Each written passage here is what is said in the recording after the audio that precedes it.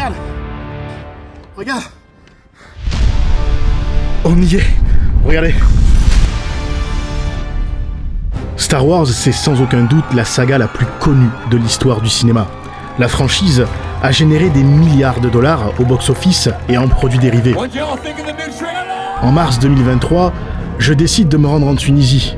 Oui, parce que c'est là-bas que tout a commencé, dans le sud du pays, pas très loin de Tataouine, la ville qui a inspiré le nom de la planète, fameuse planète Tatooine. Bienvenue sur Tatooine, refuge des brigands de la galaxie. Perdu en plein désert, j'avais retrouvé Mos Espa, le village construit en 1997 exprès pour le film.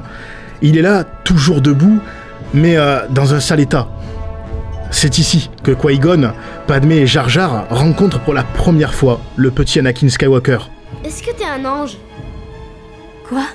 J'aurais jamais imaginé qu'il restait encore autant de choses. Si tu aimes Star Wars, alors tu vas forcément aimer cette vidéo. Alors oui, je savais que je n'avais pas tout vu. C'est pour ça que 2 ans plus tard, me voilà de retour en Tunisie. Mais cette fois, j'ai décidé d'aller encore plus loin. Bienvenue dans cette nouvelle vidéo.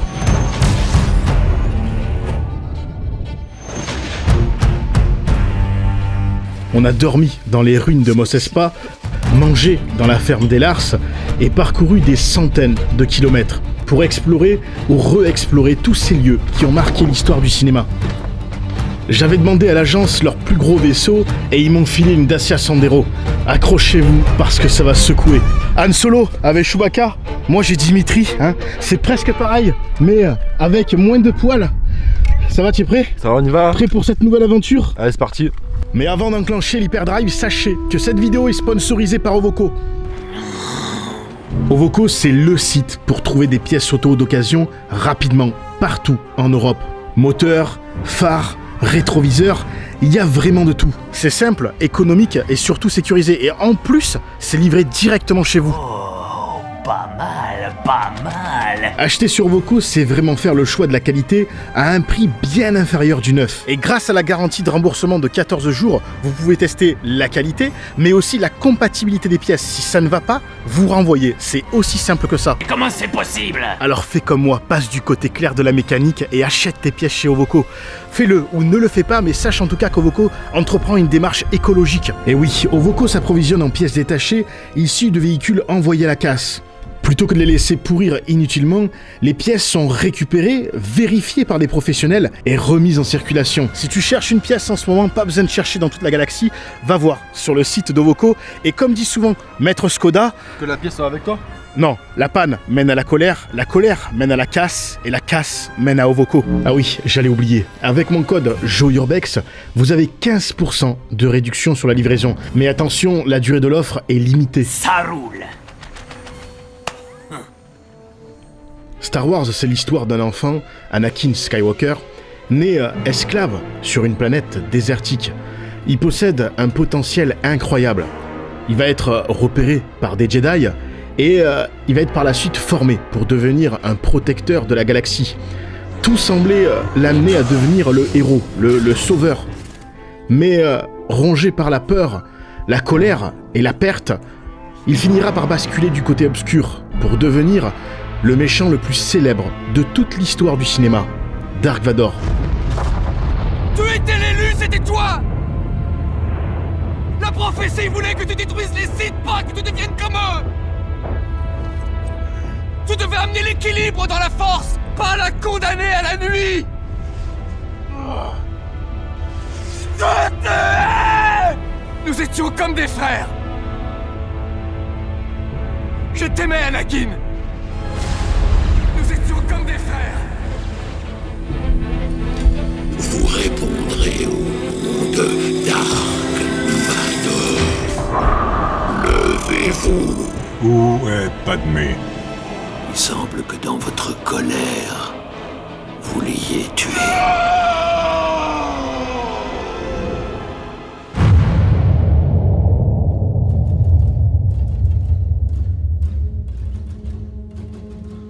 Me voilà, en plein cœur de Tunis, capitale de la Tunisie. Et c'est ici, en pleine ville, que se cache l'un des secrets les mieux gardés de Star Wars. Vous allez voir pourquoi. juste derrière moi, c'est l'hôtel du lac à Tunis. Ce bâtiment à l'architecture un peu particulière, faut le dire, avec cette pyramide inversée, aurait inspiré, selon les dires, George Lucas pour le Sandcrawler, le char des sables des Jawa. Et on dirait vraiment lui. Hein. Ça dépend de l'angle qu'on prend, mais on dirait vraiment le vaisseau des Jawa. Et c'est ça que j'adore. George Lucas s'est inspiré de plein de choses réelles pour créer son univers. Alors, c'est pas moi qui le dis, hein. Il y a plein d'articles qui en parlent sur internet. Vrai ou pas, moi je trouve ça en tout cas passionnant à savoir. Je vous jure, j'adore ce genre d'anecdotes et vous allez le voir tout le long de cette vidéo, il y en a plein d'autres. D'ailleurs, est-ce que vous saviez que ce même vaisseau a failli déclencher une guerre? Oui, je vous jure. Pendant le tournage, en 1976, l'équipe tournait donc en plein désert tunisien, pas très loin de la frontière avec la Libye. Et pour acheminer le décor du Sandcrawler, ils ont utilisé des camions militaires tunisiens. Et là, c'est la panique côté Libye. Des véhicules militaires, un engin étrange dans le sable, ils croient tout de suite à une menace, peut-être même une arme secrète. L'armée donc débarque, prête à tout, et elle tombe nez à nez avec des techniciens, des caméras et des Jawa. Finalement, plus de peur que de mal. Bon allez, accrochez-vous parce que là, ça commence vraiment. On part enfin sur les traces de la saga. Direction le sud de la Tunisie, l'île de Djerba. Là où l'univers de Star Wars a pris vie pour la toute première fois, dans un petit port tranquille face à la Méditerranée. Le genre d'endroit où personne ne penserait à Star Wars.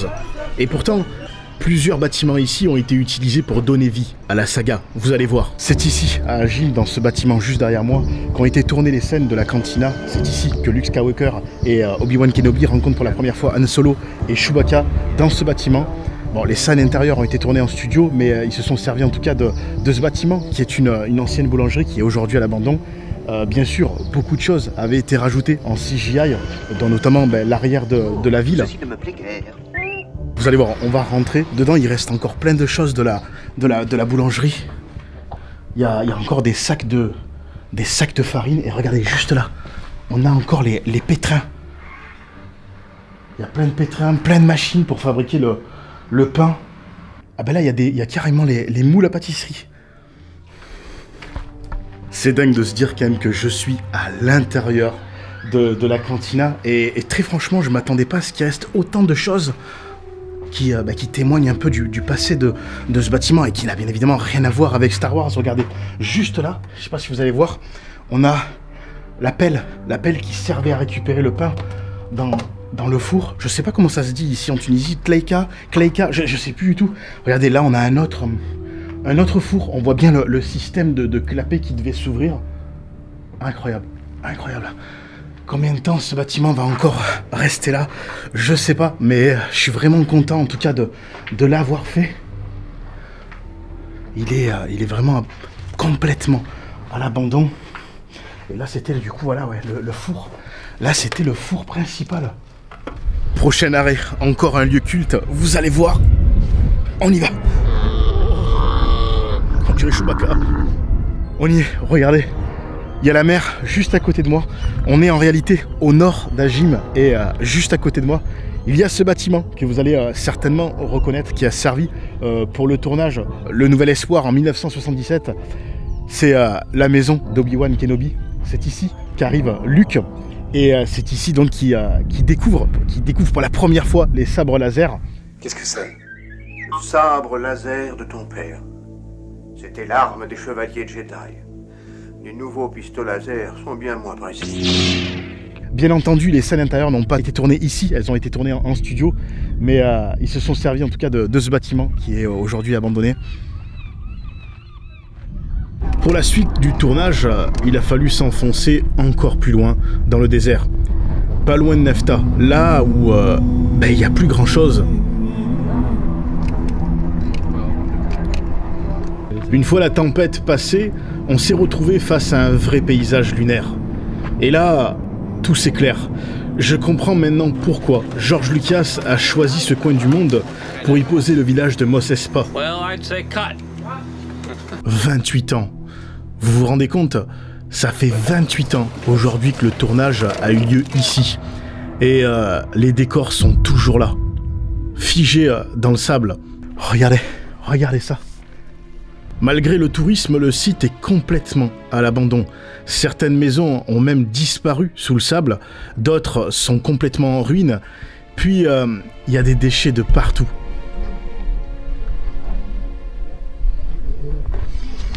Ouais, certains bâtiments se sont transformés en véritables poubelles en fait. Hein. Il y en a même d'autres, ils s'en servent comme toilettes en fait. Et personne ne fait rien. Oh, c'est dans un état. Regardez ça, regardez ça. Pourtant, depuis la sortie du film, ce décor a attiré énormément de monde. Il suffit de voir le nombre de visiteurs qui passent ici chaque jour. Certains viennent en Tunisie uniquement pour ça. Il y a énormément de touristes et c'est grâce à ça que les gens peuvent vivre. Aujourd'hui, ils vivent de ce tourisme. Des marchands ont pris place dans les ruelles et certains se sont même installés ici de manière temporaire. Comme si Mos Espa était devenu un vrai village. J'aurais jamais cru que des personnes, que des familles vivent ici, dans ce village fictif. Regardez ça comme il est mignon.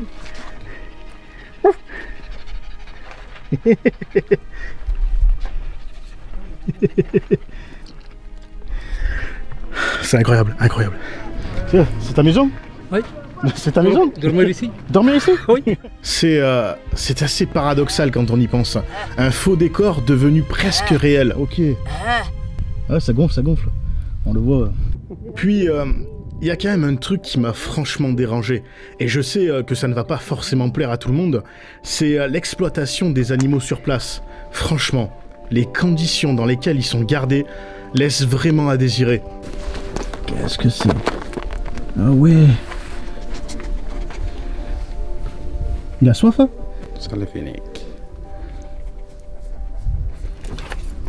Oh. Oh.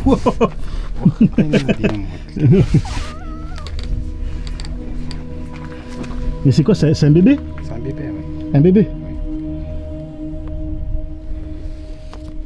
Mos Espa. C'est donc ici que Qui-Gon, Padmé et Jar Jar sont venus pour trouver de quoi réparer leur vaisseau. Un générateur hyperdrive T14. Ah, tu es de la chance, je suis le seul dans le coin à en avoir un. Juste ici, regardez. Vous allez peut-être reconnaître, et encore, ça a tellement été modifié, cassé avec le temps. Les dunes, regardez, la dune a commencé à rentrer même à l'intérieur du bâtiment. Mais c'était ici le magasin du marchand Watu, celui qui possédait Anakin dans La Menace Fantôme.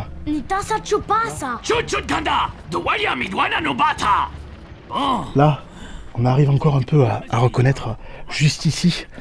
C'est que tout paraît si étrange ici, je suis un peu dépaysée. Et juste derrière la boutique, il reste cette étrange citerne posée là dans le sable. Vous savez à quoi ça me fait penser ça? À la navette spatiale compris R2D2 et C3PO pour atterrir, c'est un bien grand mot sur Tatooine. En vrai, je sais pas ce que c'est, mais ça, on dirait vraiment la navette. Comment sommes-nous tombés dans ce pétrin? D'ailleurs, je sais pas si vous vous souvenez, mais juste après s'être craché sur Tatooine, R2D2 et C3PO se séparent. Et c'est à ce moment-là que C3PO passe devant un énorme squelette dans le sable. Ça est de sa faute. Cette scène culte, elle a été tournée pas très loin d'ici, à 2 pas de Mos Espa. C'est ici, dans ces dunes, que C3PO tombe sur le squelette du dragon. Alors apparemment, le squelette qui était fait en fibre de verre est resté là. Après le tournage, il a été abandonné, enseveli par le sable. Alors celui-ci, c'est une réplique que j'ai fait faire, que j'ai acheté à l'identique. Mais l'autre aurait été volé plus tard par des fans, par des passionnés, d'après ce qu'on dit. Et certains morceaux de ce squelette seraient en vente aujourd'hui sur Internet. Effectivement, on trouve sur plusieurs sites des morceaux du soi-disant vrai squelette. Et vu le nombre de vendeurs différents, on dirait bien qu'ils étaient une bonne dizaine à le découvrir en même temps. Non, plus sérieusement, 148 €, 90 €, 60 €, chacun a son tarif pour un bout de plastique dont j'éprouve vraiment des doutes. Regardez, véritable segment du squelette du Dragon Crate, tel qu'on le voit dans Star Wars épisode 4. Un peu plus bas, après l'achèvement d'un nouvel espoir, le squelette a été laissé dans le désert tunisien où il a ensuite été récupéré par un fan de Star Wars. Selon plusieurs sources, Je cite, « Il est quasiment impossible aujourd'hui de localiser précisément l'endroit de cette séquence en raison du paysage dunaire constamment modifié par le vent. » Bah tu m'étonnes, en 30 ans, même plus de 30 ans je crois, ça a forcément bougé. Hein. Incroyable, incroyable d'être là aujourd'hui. Ah ouais, petite anecdote aussi au passage, le squelette n'a pas été fabriqué pour Star Wars à la base. Il vient d'un film Disney sorti en 1975. 2 ans plus tard, direction le désert tunisien où George Lucas l'a recyclé pour représenter en fait le Dragon Crate, que l'on verra vivant que dans la série Mandalorian.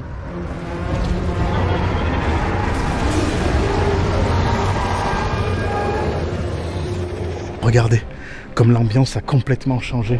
Ça y est, il y a presque plus personne. Cette première journée en Tunisie, c'était quand même quelque chose.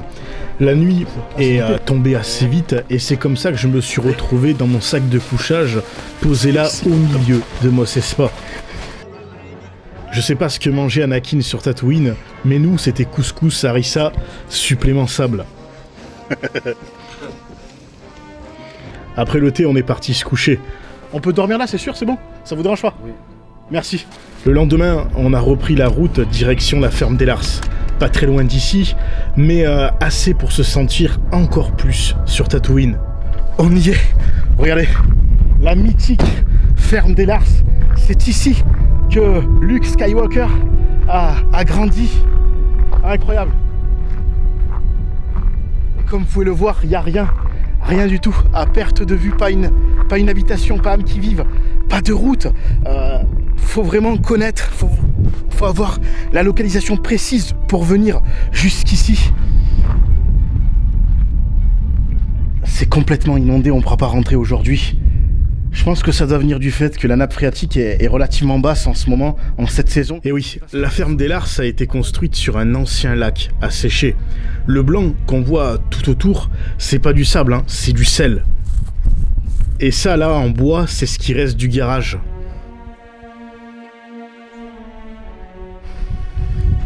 Bon, sinon, le cratère qui est juste ici sert donc juste à donner l'illusion que le reste de la maison est enterré dans le sable, comme dans le film. En réalité, regardez, il n'y a rien du tout, puisque le tournage de l'intérieur de la maison des Lars a été fait un peu plus loin, à 200 km d'ici. L'hôtel Sidi Idriss, situé à Matmata, à environ 250 km plus au sud. C'est une auberge troglodyte typique de la région et c'est donc ici qu'ont été tournées les scènes intérieures de la ferme des Lars. Alors tu peux y rentrer librement, hein. Enfin, contre 3 dinars, soit moins d'1 euro l'entrée. Sauf si tu as réservé une nuit. Et c'est justement ce qu'on a fait. Pour la nuit, on a payé 30 € par personne, dîner et petit déjeuner compris. Franchement, c'est plus que correct. Ouais, très grand là. Ah oui. Incroyable. J'adore. Il y a juste ce qu'il faut pour dormir. Et après, les douches, les toilettes sont communes. Attendez, on va ressortir. C'est une chambre classée monument galactique. En plus, tu peux manger exactement au même endroit que Luke dans le film. C'est dantesque de se dire qu'on mange au même endroit. Tu sais, je crois que ce DDR2 pourrait bien l'avoir été volé. Tiens, pourquoi tu dis ça? Ben, j'ai capté un texte enregistré pendant que je le nettoyais. Il prétend appartenir à un certain Obi-Wan Kenobi. Ils ont conservé une grande partie des décors d'origine, à part la peinture refaite, tout est là. Et c'est là qu'on réalise le génie de George Lucas, qui a su tirer parti de l'architecture locale. Il n'a pas juste posé des décors dans le désert, il a utilisé ce que la Tunisie avait déjà à offrir. Des formes, des volumes, des lieux chargés d'histoire pour bâtir son univers. Et le quartier des esclaves en est le parfait exemple. Pour le créer, il a posé ses caméras dans plusieurs ksours du sud de la Tunisie. C'est là qu'ont été tournés les extérieurs de la maison d'Anakin, enfant. Un jour, je reviendrai pour te libérer. Je te le promets. Maintenant, sois courageux. Et ne te retourne pas. Ne te retourne pas.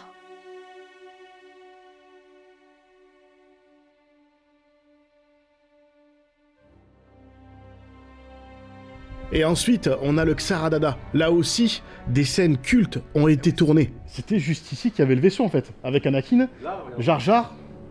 Il y avait le vaisseau juste ici. Là, la prise de vue a été faite. Les caméramans, ils devaient être là. Et... Pour coller bien les arches là. Ouais, c'est ça, c'est ça.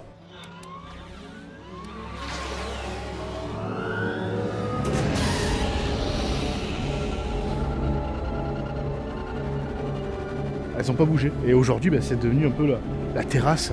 Ouais, c'est bon, ça marche. Il a démarré, ça y est. Et sache que tu peux aussi dormir ici, dans les anciens greniers. Bienvenue, bienvenue chez moi. On va faire un petit room tour ensemble. Je suis l'heureux propriétaire de cette chambre pour une nuit au Xaradada. Allez, regarde. Déjà, là on a les toilettes. Eh, c'est plutôt spacieux. C'est super spacieux. Et ça, c'était donc bah, les greniers à l'époque. Hein. Les toilettes. Juste à côté, j'ai mon petit salon. Regarde. Regarde ça. Waouh. C'est grand, hein. En vrai, c'est super grand. Il y a tout ce qu'il faut. Il y a des prises électriques, il y a vraiment tout ce qu'il faut. Et juste là, regarde. La petite chambre. On va être bien ce soir.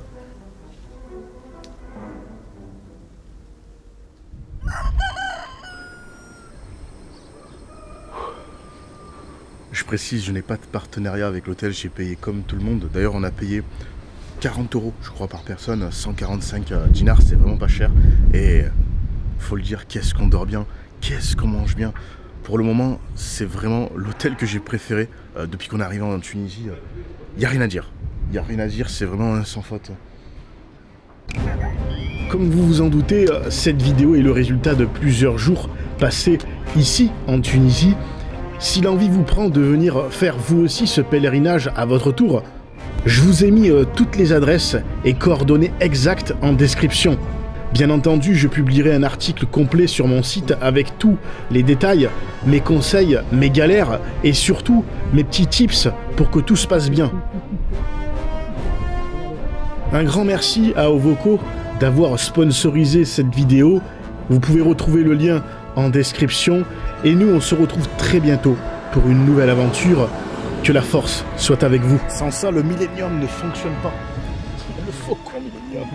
On va me prendre pour Jabba, tu sais, comme ça, avec le sac de couchage. Allez, bonne nuit.